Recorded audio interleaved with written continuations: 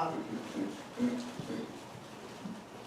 We have with us retired Chief of Butz, who was a Hall of Fame recipient in 2019. And after joining the village's police department in 1983, he held virtually every rank and assignment over the next 32 years.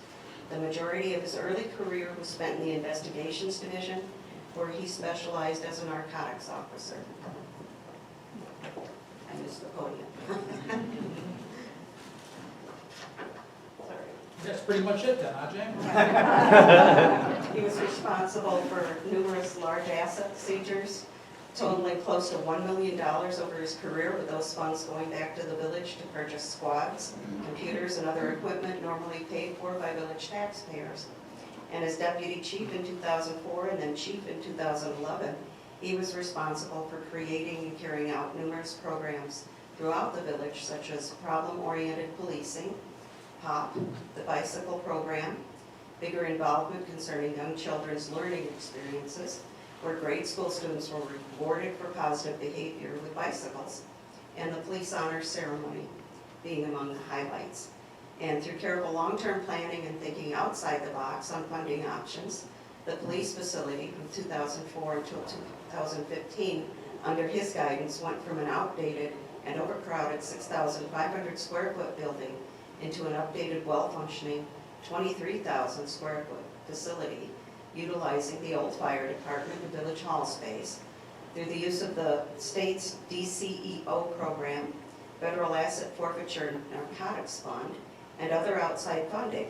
The better than 50-year-old facility received a total facelift, both inside and outside, without burdening the village's taxpayers.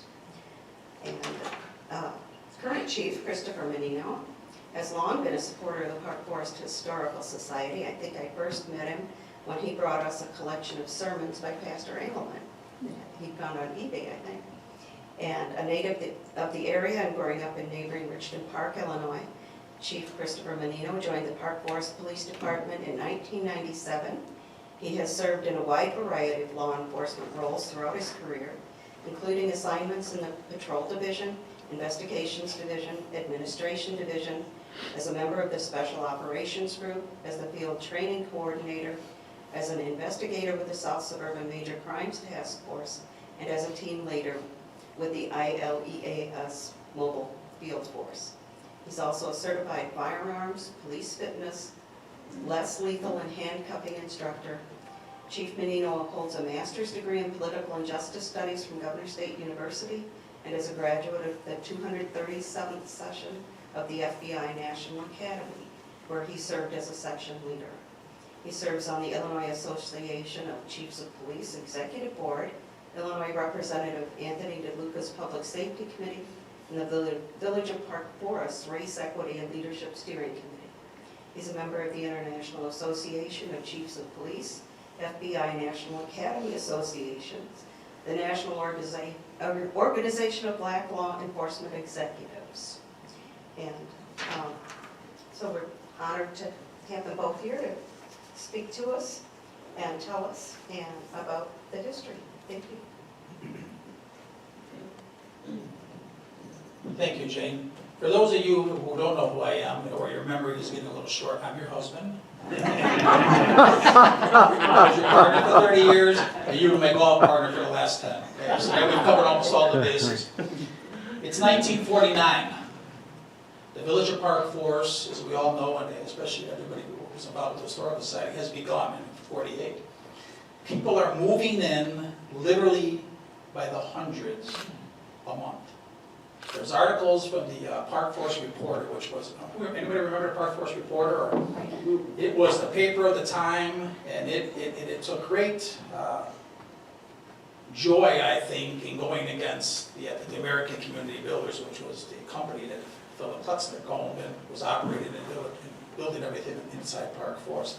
So there are just articles after articles after articles. And about, I'm going to say maybe, 15 years ago or so, Mike McNamara and I went to the library, we pulled a bunch of those articles, and then we sort of the historical thing, and they all came back to light when we were looking here recently. So, literally 1949, there's no police department, but there is already, in July, the 1,000th family has moved into town. They are bringing in people, 100 a month families, which means there's 3 families every day of the week moving into Park Forest. And this went on for several years. There's a big debate on who's going to pay for this. Police department, public safety, fire department, because there's nothing at that point. Chicago Heights is responding to fire calls, and they have, the ACB builders has hired guards that are calling them watchmen to protect the town. Well, they're security guards, they're guards, they're not really able to do anything, and their biggest interest, of course, is what their boss wants them to do, which is a construction company, which is to make sure lumber and construction stuff isn't being stolen. So there's articles in the paper stating that it took them 45 minutes of every hour to literally go throughout the village to hit the time clocks they had to hit to prove that they were out there. And they have maybe 10 or 15 minutes left in an hour to sort of look around to see if there's any troublemakers or anything going on. And for this, they were being paid 75 cents an hour.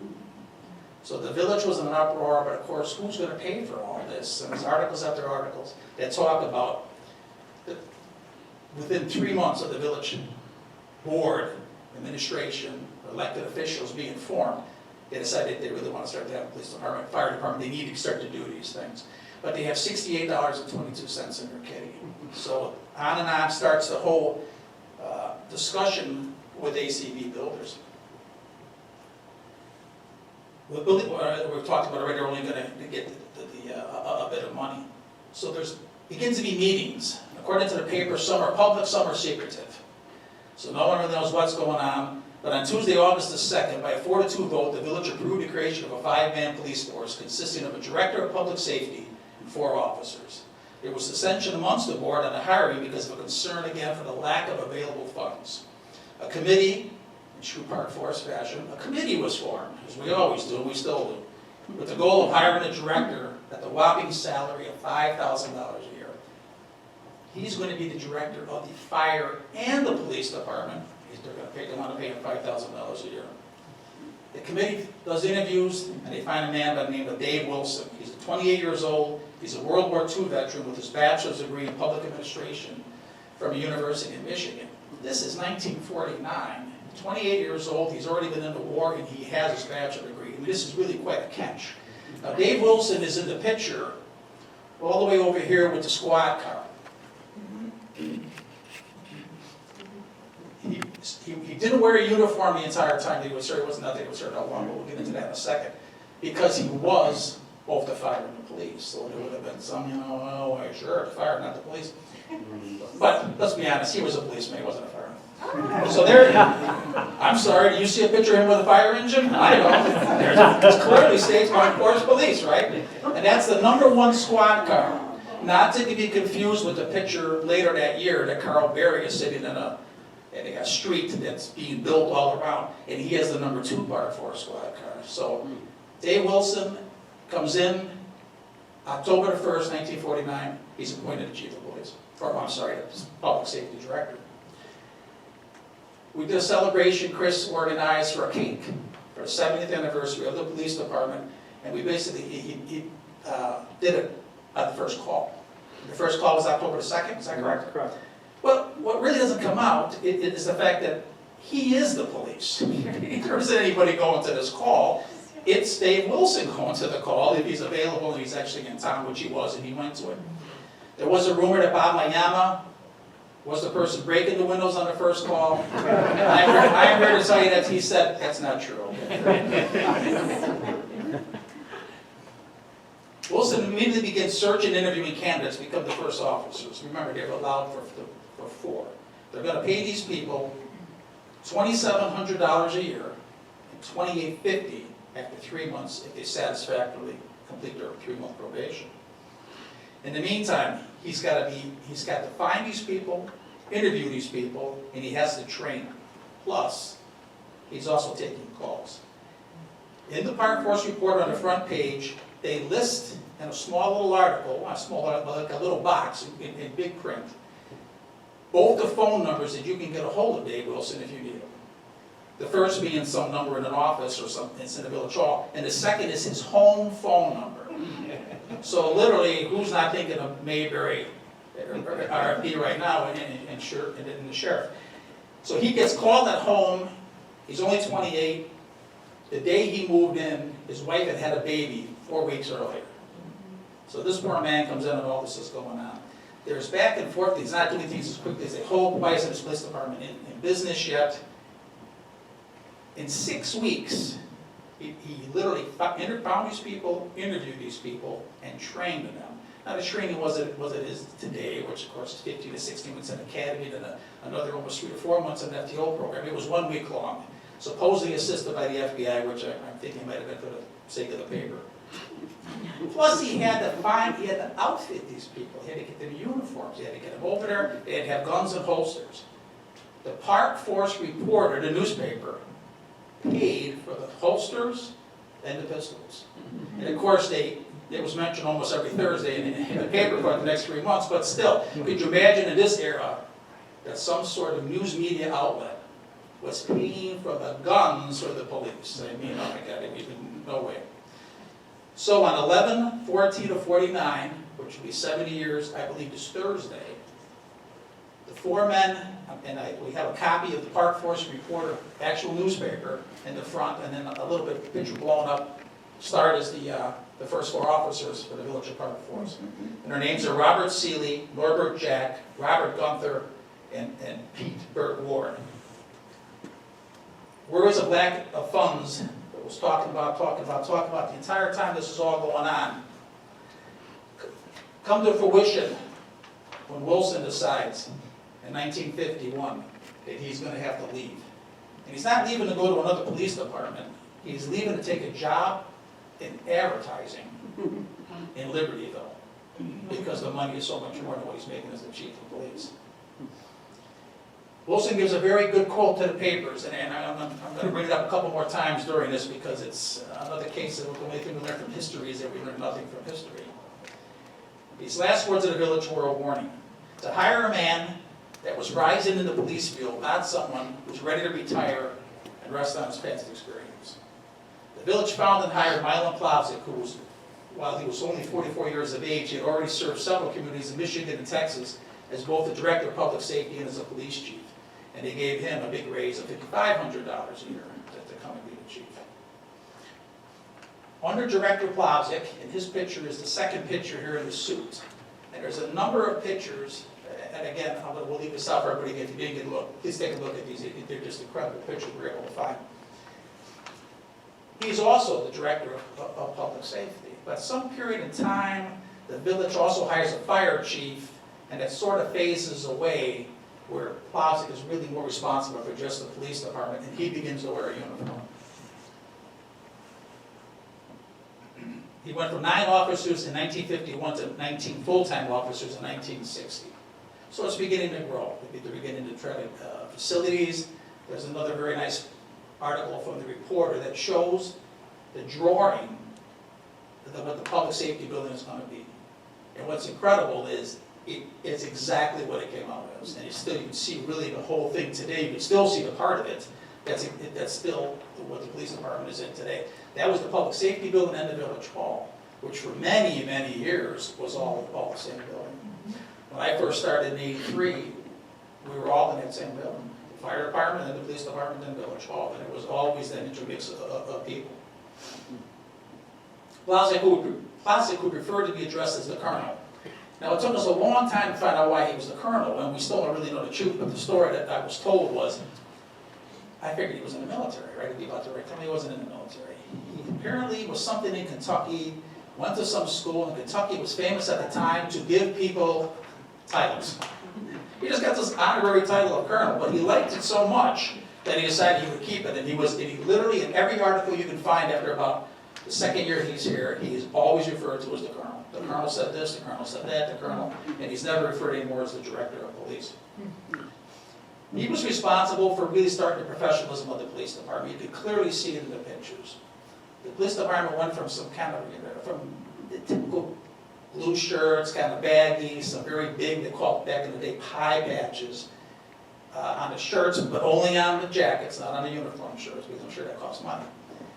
To where you can start to see that uniforms, nice uniforms, the pants, the literally in the dress pants of today still have the French blue stripe on them. And we'll get into more, but we lost those for a while in a bit. But you see where the professionalism comes, and you see very quickly how big the police department comes, and there's quite a good picture here, and I'm going to kind of pick it up for a second here. This is 1960, so this is 60 years ago. And you can see, well, look at the background. That's the courtroom in the public safety, old Village Hall, which used to be the boardroom. That picture could have been taken 3 weeks ago. The background, the windows have changed a couple more things. But literally, it's almost exactly the same as it was then. It's somewhat actually kind of haunting. Until you start to look at the cars, you can tell by the ears of the cars that it's quite a bit more going that way, more into the past. In 1952, American Community Builders donates 2.5 acres of land. And that's the 2.5 acres they donated. It's Lakewood and Forest to build the Village Hall and a public safety building, someplace to put the one fire truck that they had bought, and for the police to start to work out. However, according to the reporter, the housewives in Court J12, I believe, is right next to there, were not happy about this new building going to go in there. And that was the front page news of the reporter for several Thursdays in a row. They didn't want all these things going on here, and that, what was going to be the use of that? People were going to be able to not get at the windows and the rest of this, and on and on and on, but of course they lost, and as we all know, and the building was built. It was prosperous times during that point, low crime, stores opened everywhere in the plaza, including a card shop bookstore owned by George Mayama and his wife. The bookstore becomes a mainstay for years in Park Forest, but little at one time realized the contribution that was going to come from the Mayamas later on. In 1962, the colonel went on sick leave and never returned to service, officially leaving on 9/10/62, after 11 years as the director. That's what we call basically, in my mind, is the beginning stage of the police department. Things start, it's formed, unlike anything else really in history of America. Park Forest is one of the first pre-planned communities. The Park Forest Police Department, the Park Forest Fire Department is all pre-planned from the beginning as part of this whole process.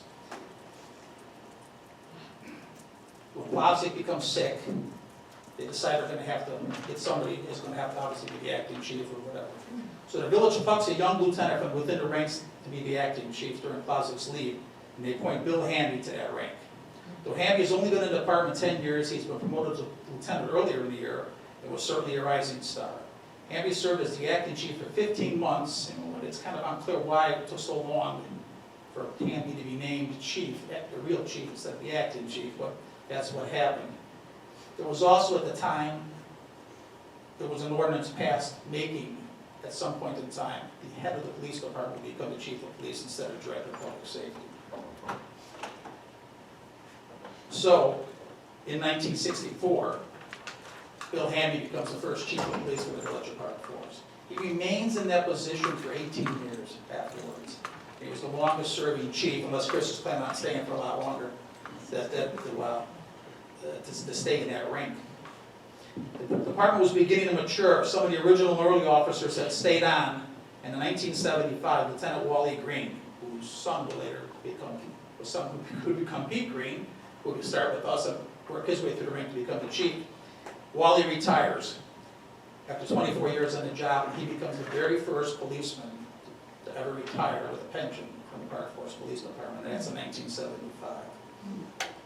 Hamby's era saw growth in not only the village, but also in the department as it grew to 29 officers. Near the end of his era, crime began an uptick. The plaza began to decline in business with the opening of Lincoln Mall in 1973, and there was tension and friction among several factions in the village's government and from within the department itself. Hamby's leaving, they're going to have to get another chief. At the time, they're not sure what, because of all the tension that led to the village undergoing an outside search for the next police chief. The name Lieutenant Fred Romano was the acting chief. Interviews were conducted in a candidate from New Jersey by the name of Joseph E. Liberto was offered a job which he accepted. He was appointed, sworn in, and after less than a week, he resigned and returned to the East Coast. So this search that went on for months, it took, sure, quite a bit of money. You're looking, his picture's not up there. We don't have a picture. There's no picture of Joseph E. Liberto. So again, Fred Romano was named the acting chief while the search again started all over. This time the search came up with John J. O'Neill from the Kansas City Police Department. O'Neill accepted the position and was appointed to chief on February the 2nd of 1981. John O'Neill promoted Fred Romano to deputy chief within several months of his arrival, and shortly thereafter that Lieutenants Fuentes and Melky, both getting near retirement age and being vested in their pensions, decided to leave. Fred Romano had been a lieutenant, Wally Green had been one. The position was allowed to basically be abolished, and at that point in time then, there was only a chief and sergeants. So the rank structure that had been created early on by Hamby and by Plowsick, of there being a chief, lieutenants, sergeants, and a patrolman, so you have a structure of command, it is now pretty much gone. John Milkey had also been a lieutenant, and he had retired earlier. O'Neill decided after slightly more than 1 year to leave, and an agreement was reached with him to leave without having to honor a 6-month notice clause in his contract. Don't know what really happened there. Sometimes I don't want to know, but it seems quite obvious that something was not right, and John O'Neill was gone. On 8/7 of '82, Fred Romano was named chief of police. The downward spiral of the businesses in the village had continued, with many of the stores having to close their doors. Serious crime was on the upswing. The rank structure was lacking, with 6 sergeants answering to the chief, and external and internal bickering continued, along with a very high-profile murder. Fred Romano retired in early 1985 after serving 33 years with the village. He got to retire. I have an interesting little thing that I wanted to read before this, because that sort of starts a different era that's going on. But back in the very first era, and it's kind of a classic Part 4 story. It's Christmas Eve, 1952. An officer by the name of Gilbert Hopkins, who was only with us for a short period of time, maybe 2 or 3 years, is coming home with all his Christmas presents for his family and his kids. He's driving down Western Avenue, which was not the 4-lane highway that it is today, and he looks down because he dropped something like people do. He looks up, and of course there's a parked car in his way, and he hits a parked car. He goes to find who owns the car. The owner's upset, but he's not really that unhappy about it. There's damage, no damage really to the other car, but there's quite a bit of damage to Hopkins' car. So he talks to the guy, he leaves, he goes to the police station, he writes himself a ticket. So now he's now the person on the ticket, and he's also the person who wrote the ticket. Back at that time, there was a magistrate who would hear the tickets in court, not very much unlike what still goes on today, where there's a judge comes out. So now but the Tribune has picked up on this, Chicago Tribune. So they're like making a big story out of it. So now this magistrate is kind of in the spot because what's he going to do? So he does what all magistrates would do, decides not to make a decision at all. He tells the village prosecutor and himself, we're going to leave and walk out of here. There's 5 people in court that are here for tickets, right? They've been written tickets probably for speeding from the policeman that day. He tells them, form a jury, and you find out if you want this guy to be acquitted or what do you want to do. And they leave. So they do that. They knock at the door a couple minutes later. The magistrate comes back in and says, what'd you find out? They said, okay, we found him not guilty by the 4-1 vote. So the judge now is kind of in a pickle because Hopkins has already pled guilty, and he's left, and now what's he going to do is put himself even in a worse spot. So he decides to fine him $3, but not to collect it. But my thought is this. It's a 4-1 vote. The guy that says he's guilty, who's he? I'm thinking he's probably somebody that Gilbert Hopkins wrote a ticket to and thought, hey, you're writing me a ticket, I think I'm going to be secret that you're guilty. Doesn't make any other sense but to be that way. True Park Force. Writes himself a ticket.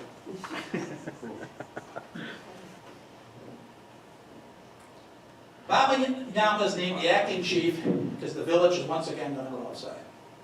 Again, not heeding the word, the first director, to hire somebody young, moving up the ranks, that's not going to talk about their past experience. After a fairly lengthy search that lasted almost a year, they hired a retired chief of the Jackson, Michigan Police Department, James Rice, and they bring him in. There were several, my wife is shaking her head. I'm trying to look at my wife at this point. And so is Mac and so is John. Rice was brought in for several reasons. One was because there was still some tension amongst the board. And again, these are my thoughts and my opinions. These are pretty much based in fact, but if you're going to sue anybody, these again are my opinions, okay? Jack?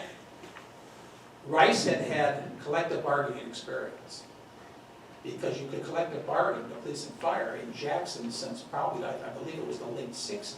But in Illinois, it didn't pass until 1985. 1985 was the first year you could collective bargain if you were a police or fire. The law was passed. So, of course, it was going to be an FOP contract, and so they brought in a person who could actually do it, and he had done numerous contracts while he was with the Jackson Police Department. Everybody has good, everybody has bad. And kind of at this point on, I'm going to bring up both those things, including during the time that I was the chief. He brought back a sensibility of range structure again, that it was gone. He immediately made 2 people captain.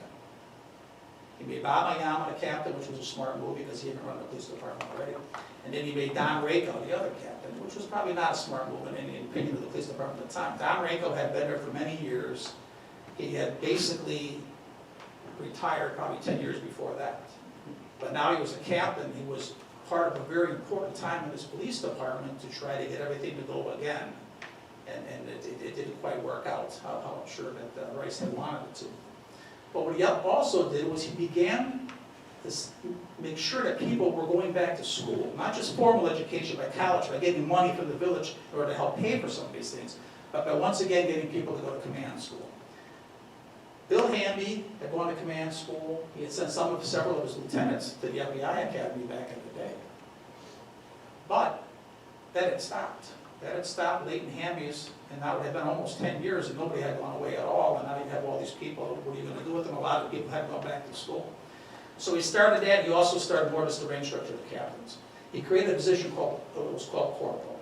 And there was a test, and there were going to be 8 people promoted to the rank of corporal and 1 to sergeant. And they gave that test, and John Lancaster finished first and became the sergeant, and the next 8 people who were on the list all became corporals, one of which is Mike McNamara. And that started to give at least the ability for some rank structure for first-line supervisors without corporals. And then the sergeants, who are the second line, you were able to have some answering back and forth. So that was, of course, another very good thing. He also started the awards board, which now is in our 27th, 28th year or whatever, and it was obviously something that he cut and paste from Jackson, mostly because we could still see the word Jackson on here, but it was a great idea. And so it became what the Park Forest Police Departments, and it was changed over the years and made different and made more toward Park Forest and cleaned up. So in 1986 was the first year, and that was the first time we had an officer of the year. There was an awards board set up, and I won't get into all the great details of how that all goes, but it's basically done by your peers. It's all done by within the police department. It's not an outside thing when the village comes and says, it's done from within the police department. So now that started then, which was another great idea that he had, and it really began to do something important with young policemen. You have to reward these people, and it's not any more apparent today than it was back then. You know, it's the first, if someone gets in trouble, you're getting suspended, you're getting reprimanded, you're getting whatever, there's also got to be the other side of it. And it's got to be somewhat public. It's got to be something where people and your peers know about the whole thing. So that was a really, really good thing. Now some of the problems that he had is, again, as Wilson had said, bringing up young people, bringing up people who are rising. The problem with the corporal, the first rank, was I think you were the youngest person that was promoted to corporal. Everybody else had been there for quite a long period of time. They were senior, because seniority was made a very big part of the test, probably a much bigger part than it should have been. And while at the beginning it was fine, but there were several problems that they had very quickly. He also insisted on putting 2 corporals and a commander in investigations, the detective division. Jim Rice was very anti-detectives. He had never served as a detective in his 30-year career at Jackson, and he disliked it immensely. That he would constantly make jokes about all detectives really ever do is sit in their office and read the newspaper. And he would say this nonstop, you know. So he really never gave it what he should have been doing as far as, because crime was beginning to get worse and worse in town. This is now in the mall. It's petering out. This is 85 to 90, and there's certainly much more serious crime than there ever was back in the 50s and Bill Hamby's day. So that became a problem, because once some of these people from the top started to move, or the sergeant started to retire, the only people who could take that test were the corporals. So now you're beginning to get a blockade of people being able to move up, or you're not getting young aggressive people into detectives to help solve these problems. He caused a tremendous amount of distrust, dissension with newer officers, and we had more than a handful of people, I would say 6 to 7 left after being hired or shortly thereafter because of that problem. And the biggest problem was he may have left Michigan and came here, but he never left Michigan. He was gone constantly. He was always gone. He took very liberal use of whatever time he had at something else. If he was doing this today, I'm sure he took 10 hours, and then he went back to Jackson on Thursday. You know. So he wasn't here a lot. So for about 5 years, he was it, and again, I'm not here to, he has passed away since then. And I'm not here to talk bad about the dead, but he made very many important changes. Okay? Effective Monday, April 7th, 1986, at 8 o'clock in the morning. Okay, so there's a time on this even. All personnel are to remove the blue stripes from their uniform trousers. They will no longer be a part of our police uniform. They are costly and serve no purpose other than for appearance. Yeah, there are blue stripes on our pants. The money can be better used in other areas of our department. Those blue stripes at the time cost $1 a piece. Okay. While if you were the security guard at the very beginning, that was an hour's pay, but I mean, it wasn't in 1986. And that wasn't, of course, the only thing he did. We had the All-American City patch. Who remembers that? So that was because you were allowed to do that, anything with the insignia of the All-American City on it. And it had to be, it's a really strict rules. Those 3 stars have to be blue, it had to be a certain color blue, it's a really crazy stuff. But you can only keep this for so long. You're not allowed to do this basically forever, unless you start to put the years and stuff on there too. The other problem was it has the clock tower on it, and the clock tower had been taken down, and so it was becoming somewhat obsolete to patch. So Jim Rice decided that he would have his own patch for years to come. And he created this one. Even in his memo, it states something about he had a survey of numerous people. Well,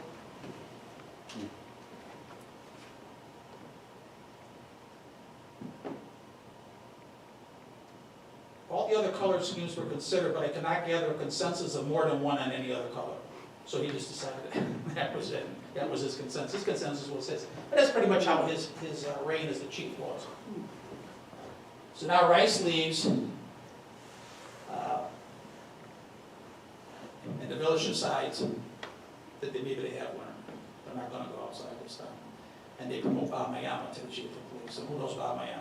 Everybody in the room, right? All right, how many people got chased by Bob Mannino? All right, come on. The statute of limitations is well over. Come on.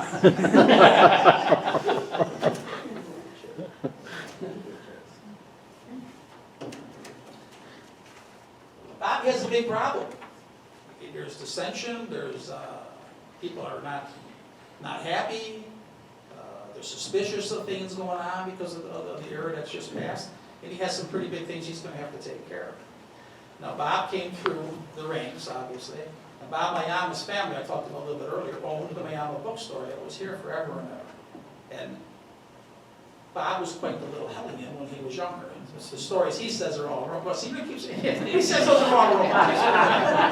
He says those as rumors as we're at his house, and on display from his mother are all these news articles about him being chased in cars and stuff like that when he was a kid. Well, that was all rumors. It didn't look like rumors, but they were. So Bob becomes the chief of police.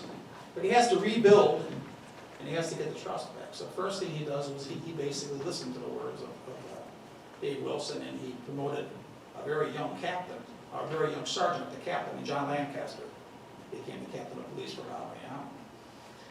Right toward the end, Jim Rice had gotten rid of it, literally had to push his friend down Rayco out because the village insisted on it, because it was time, but he didn't fill the position. Bob decided not to fill the position either, for whatever reason, and they started their, what I would call the Bob Mannino era of the police department. I see Bob still a lot, I talk to Bob a lot, and I asked him, what do you think, things that you did, what were you most proud of the time you were here? And he really said, the involvement in the community. When he was a kid growing up, you could go to parks. He said, I lived on Lester, we would ride our bikes up to Wildwood School, we would go all the way down to Lala to play in softball tournaments at or softball games, that the village was running all these things, and he said, I really thought we got away from all that. So he started the PAC program, which if you've been in Park Forest for even 10 minutes, you know what that is. So that literally has been going on for better than 20 years, the PAC program, which involves hundreds of young adults from Park Forest in a summer program that's organized with structure behind it. That was one of the big things that they did. There also was a lot of anti-gang programs. It was called EDGE back in the day. He started the expansion of the building when the Village Hall moved. Village Hall moved over to where they are now during Bob's supervision. So space became available. So where Parks and Recs was, we grabbed that space. We grabbed some more space. We were able to grab some more things and make the building a little bit bigger. Rice had started sending people away to undercover assignments, which I was fortunate enough to be one of those persons sent. And then Greg Baker was another. We came back. I was still in that assignment when Bob became the chief. When I came back, they were already beginning to put the manpower back in detectives, or put manpower in detectives. And not just if you had the rank of corporal. If you were the guy for detectives, you were the guy for detectives. So it went from being only 3 people to very quickly 5 and then 6. And what do you have in detectives now? 7. I mean, so this is still quite a bit of a police department in detectives to solve crimes. And he also went to being very aggressive. He wanted people out there. He didn't want people going and waiting for calls to happen or crimes to happen. He wanted people out there in his detectives to try to find these people beforehand and not let it, get to the point where. So burglars were being caught while they were doing burglaries. Armed robbers were being caught. There was a big push on guns and on drugs. So that started another. That led to money. Money being seized, cars being seized. With that money, we were able to get equipment. We were able to buy. We went from having revolvers in a day and age where no true bad guy had a revolver. Everybody had automatic weapons. That we were able to upgrade to weaponry that was more to the times. The radio room got updated. It got moved from where it was and where it had been since day one in the front of the building on the north side. And it was moved to its current location, where it is now. He changed the rank of sergeant to commander. A little more detailed structure, leaving the corporal's in that position. John Lancaster was the heir apparent to be the chief, but he got tired of waiting after 10 years. And when he turned his 50th birthday, he accepted a job as the chief of police in Flossmoor, where he stayed for 7 years. Bob stayed on for a while longer, and he made Fran Dioguardi the captain, which would later become the rank of deputy chief. And Fran Dioguardi took over then as the captain. So that's kind of the era was Bob Mannino, John Lancaster, Fran Dioguardi, when a lot of these things went on. Bob continued the formal education. Getting money from the village to be able to pay for people to go back to school. People get to get their associates, and their bachelor's, and their master's degree if they so desire. Command school. Everybody who got promoted to the rank of commander within 1.5 years to 2 years of being promoted was sent to command school, whether it was the FBI National Academy or the real command school, which is the Northwestern School of. I'm sorry, you got a cough, Mike? Or? It still goes on, okay? I went to Northwestern. Everybody else in the room, I think, went to the FBI. Very good command schools, both of them. But schools you need to have, these are 10-week-long schools that you need to have, or you're going to expect your people to move up later on, or to be able to do their best job they can do. He got grants. He was able to convince the village to hire more officers. We went from 29 at the time that Handy left. So what do you have now? It was 34 when I left. What was the question, sir? How many people on the police department now? 41 sworn. 41 sworn. So it continues to rise and rise and rise. Dress uniforms began to at least be some more professionalism looking. The dress uniforms went from at least the commanders, the chief, and the captain had dress blouses, hats, things when you're going outside the village that you're going to be able to do when you're making public appearances. Lots and lots of things that Bob Mannino did, including quite bluntly taking care of me. He put me in detectives, he promoted me to corporal, put me back in detectives as a corporal, then made me the acting commander in detectives for several years. In June of 2003, after 13 years as the chief and 37 years as a policeman, Bob Mannino decided to retire. 37 years. In the police world, after 30, you don't make any more money on your pension. It stops. You get 75% of your pension once you're age 50. So he's staying all that time. I mean, it's time to go, and he decides he will. So Fran Dioguardi was the captain at the time, and the village chose him to serve as the chief of police and promoted a senior commander to be his captain. The new team embarked on leaving their mark in the department, but difficulties arose. Strong factions were formed and attempts by the village staff to resolve them failed. And on July 7th of 2004, Randy O'Gardy announced his retirement after serving the village for 33 years. At a department meeting, at which time the village manager, Janet Munchnick, announced the promotion of 3 commanders, all in their 40s, to the rank of chief, and captains to start the next era of the police department. And that's the era that I'm involved in. Those support people that were promoted, well, Tom Fleming was promoted to chief, I was promoted to then captain, and Greg Baker was promoted as the other captain. So we have 2 captains, one head of administrative services, one head of field operations. That rank was changed a year later to deputy chief, and that's the rank that it's still at today. But so that becomes the next era.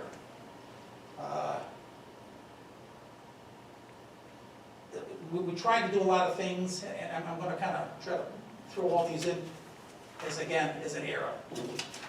Tom is my era. We're throwing Greg out because we don't really like Greg. Greg left after 2 years. Greg was a hot commodity. People were coming knocking at the door. He wasn't going to take any jobs. Wouldn't hurt to talk, wouldn't hurt to talk, wouldn't hurt to talk. Riverdale came, kept talking, until Greg said, I got to go. So Greg left and became the chief of Riverdale in 2006. Unfortunately, politics were considerably worse in Riverdale than they were here, and the mayor didn't get elected in 2008. And the new mayor fired every department head and got rid of them. The police, the fire, public works, every single, how do you do something like that?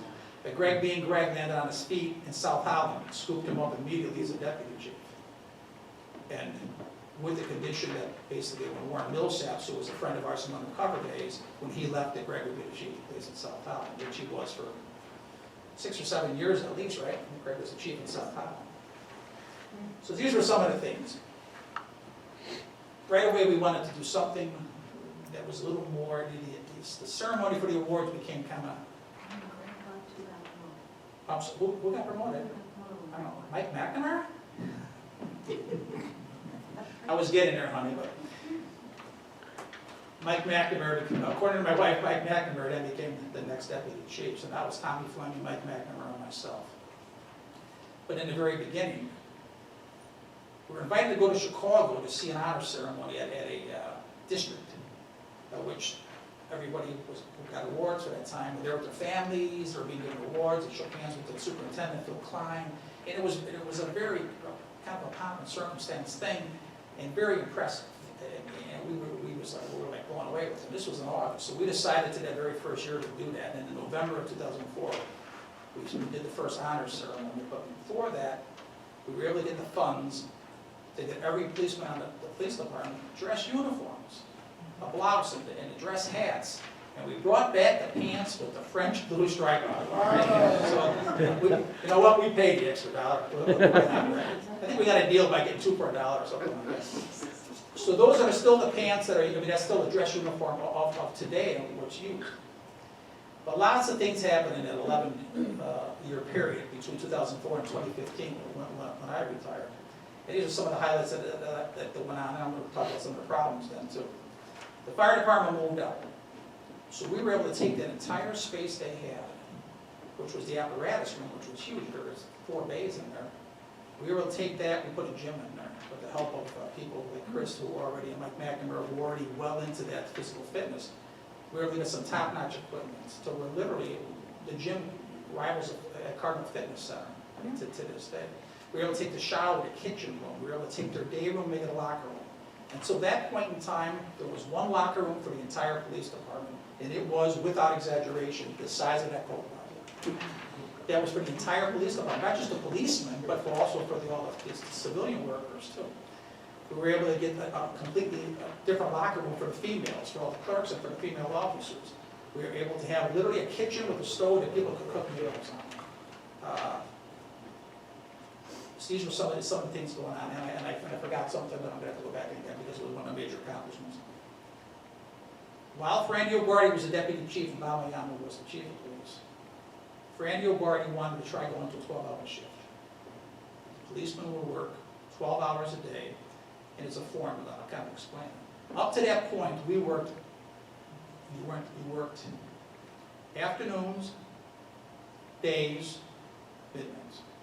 Every 28 days, you moved. That's how it went. 28 days went from afternoons, the days, the midnights.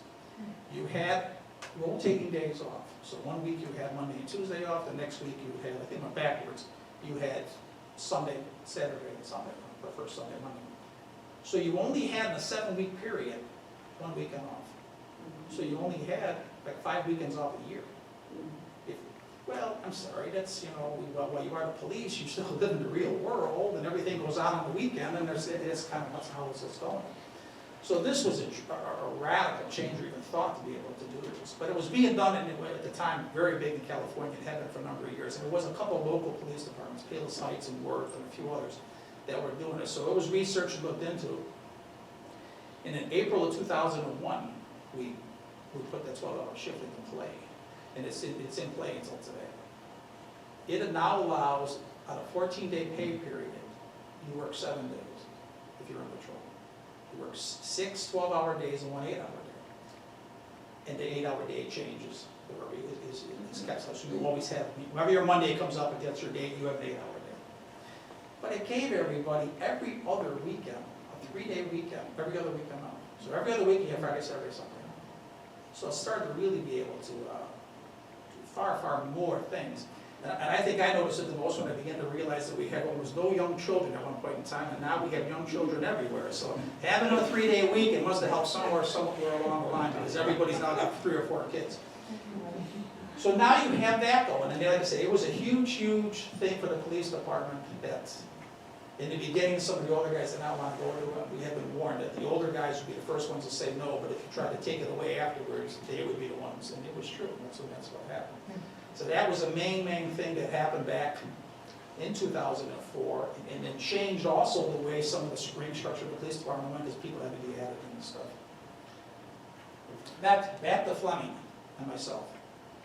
The honor ceremony, we were able to get somebody into the DEA assignment right away that we kept until just recently when it became not really to be a deal that was worthwhile anymore. We were able to put on, at the time, a 39th person, because the salary was paid for by seizure money that was gained from the DEA. And lots of other money was coming in. So we were able to do a lot of things, including the beginning of that whole renovation into the public safety building that we talked about a little earlier. 6,500 square feet to 23,000. We took over the entire fire department. Shortly thereafter that, we moved into where the village hall was, where all the offices were, where the big table was across the countertop. You could go in there and pay your bills, and pay your gas bill, and pay your water bill. All that got taken over and made into administrative wing, conference rooms, and the rest. And all that money was made because of this assignment to the DEA. Also, we got DECIO grants to redo some of the building. We were able to get enough money to actually redo the parking lot on the north side, the big parking lot, for the first time in the history of the village. It literally hadn't done the first time when they built that building. It had never been redone since then. It had been patched, and there would be holes in there in the winter that you could lose a squat car. Or at least that's what Max said when he hit that hole. We started other programs, neighborhood meetings. We started the bicycle program that Jane talked about for a bit. And that was one of the things to get back into the school. We had been sort of cut out of the schools, and we weren't really having good relationships there anymore.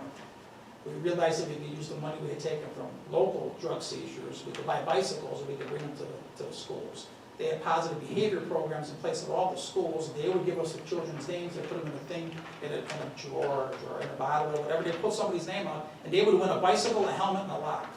And we did this once a month. We still do it once a month at every single school in Park Forest, all 8 of them. So there's been literally, since the time of that inception, which was 2011, there's been thousands of bicycles given help to students at the schools. The problems, and there were, we began to get old. The police department. I mean, not me, I didn't get old. But I think I got a good example there. Who did? We all got older. We all got near to retirement. We all started coming into 25, into 27, into the 30. John Williams, who was commander with us, those who don't know, retired after 27 years, a number of years ago.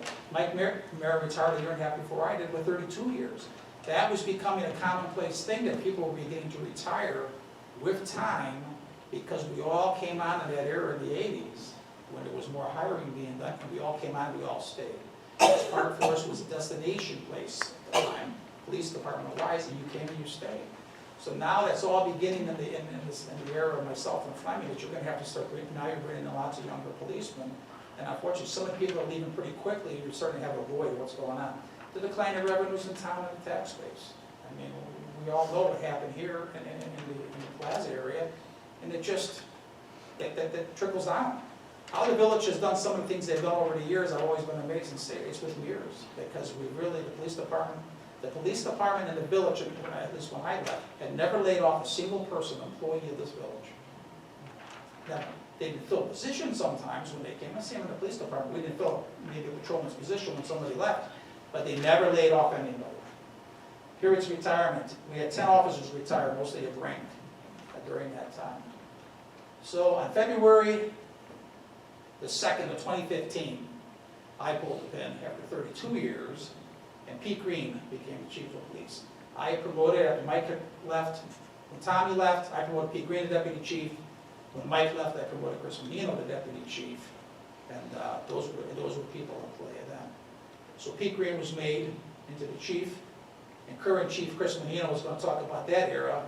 Chris, I've used up almost all the time, so you got 3 minutes. That's it, right? 2.5.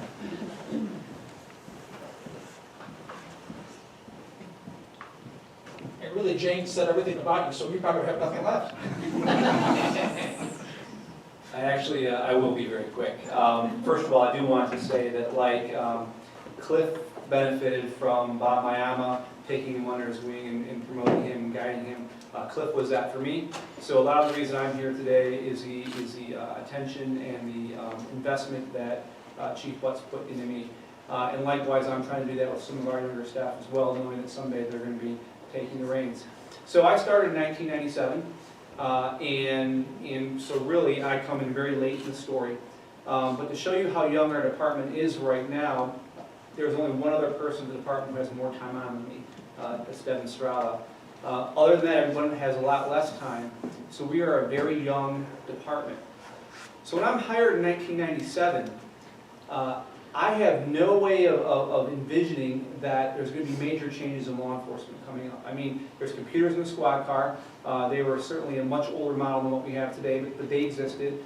We have radios. You know, technology has always transformed law enforcement. First it was the radio, which made an officer able to talk to dispatch and get a call. And in vehicles, it went from a foot patrol, and you know, with Sir Robert Peel in England, to vehicles and driving around and being mobile.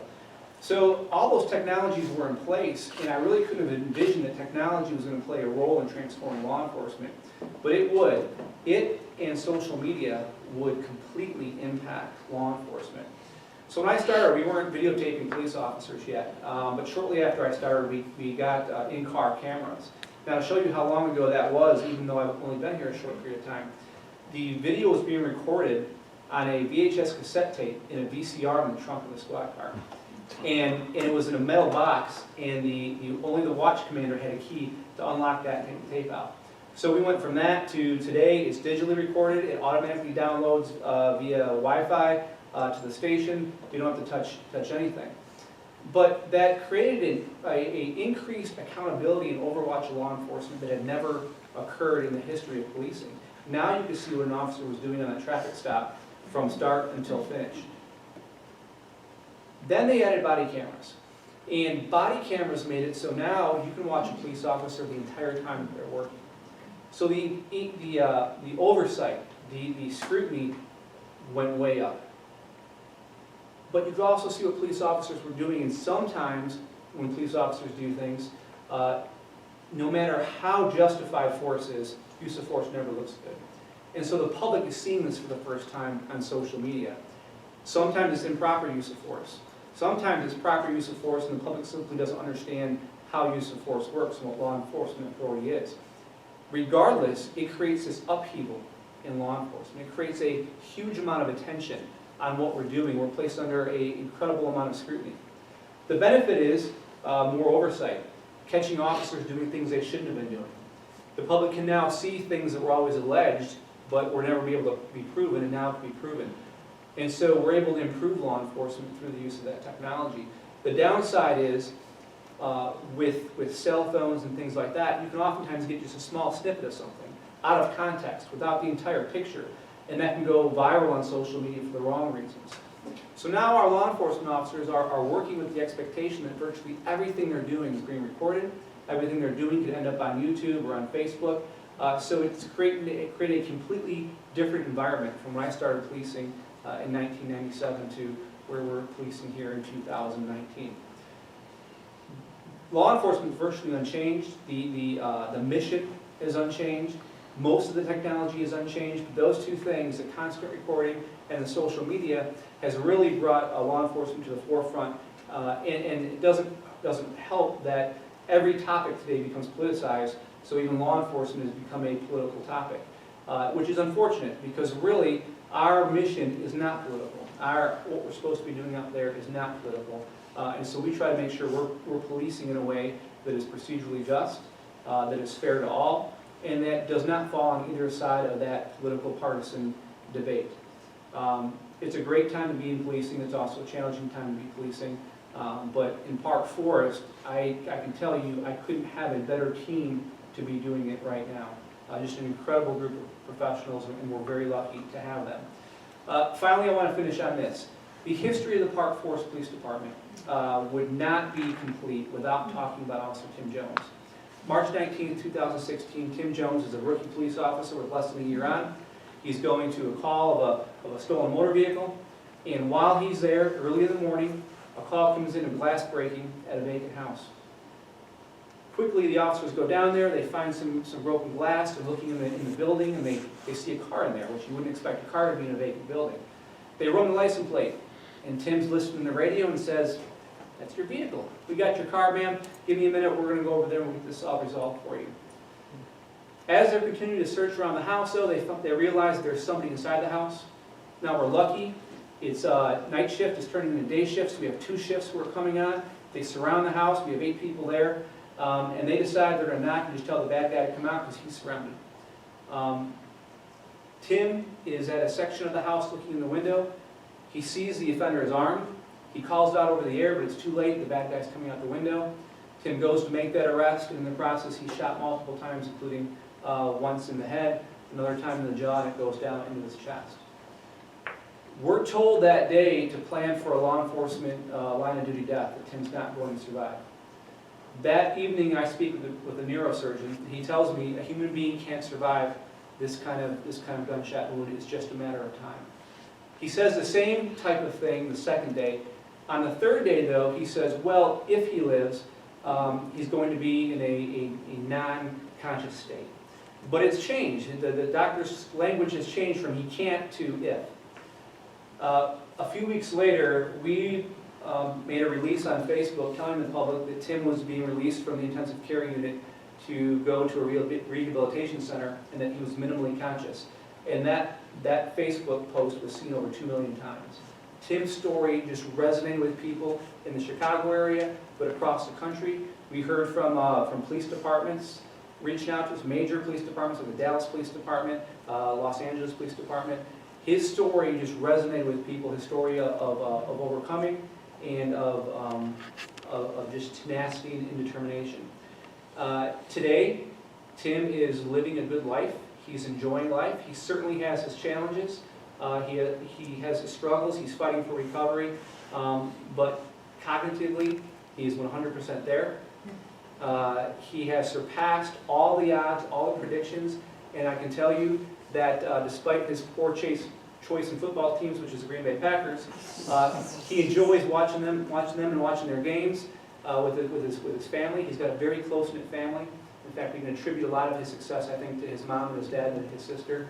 But he is a testament to 2 things. One is the quality of person we attract here in Park Forest. If I could have 100 Tim Jones on my police force, I would.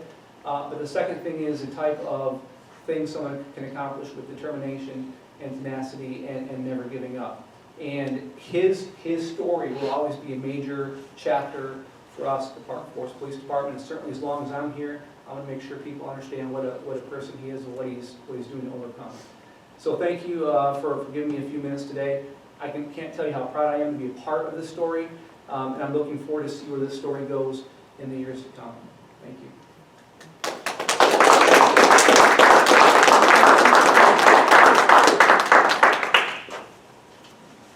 thank you very much, and I'm really happy we have it recorded. And this is a wonderful recording of a really good record of our history here. Thank you for what you both contributed to that, and to you gentlemen in the audience too.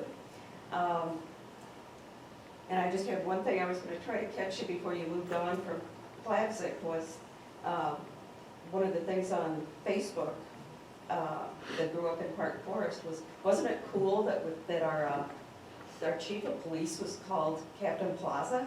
Colonel, Well, yeah, but Colonel Plaza, it was like, no, he wasn't. But anyway, thank you everyone for coming, and enjoy our refreshments and continue your conversation. Thank you.